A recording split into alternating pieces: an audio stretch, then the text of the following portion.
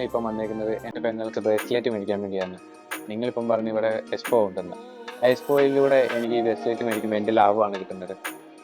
Okay. അപ്പൊ സാറിന് പെങ്ങൾക്ക് വേണ്ടിയിട്ട് ഒരു ബ്രേസ്ലെറ്റ് ഗിഫ്റ്റ് ഓപ്ഷൻ ആയിട്ട് വാങ്ങാൻ പറ്റിയ ആപ്റ്റായ ടൈമാണ് ഈ എക്സ്പോ ടൈം.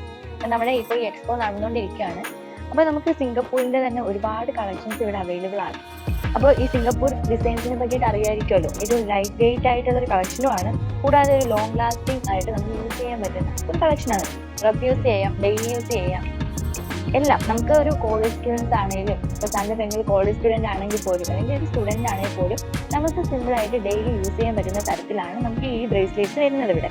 സാർ ഇപ്പോൾ വിചാരിക്കുന്നുണ്ടായിരിക്കും ഈ മോഡൽസ് ഒക്കെ തന്നെയല്ലേ ഞാൻ വേറൊരു ജ്വല്ലറി പോയാൽ എനിക്ക് അവിടെയും കിട്ടുക എന്നുള്ളത്. പക്ഷെ അവിടെയാണ് ഒരു വ്യത്യാസം.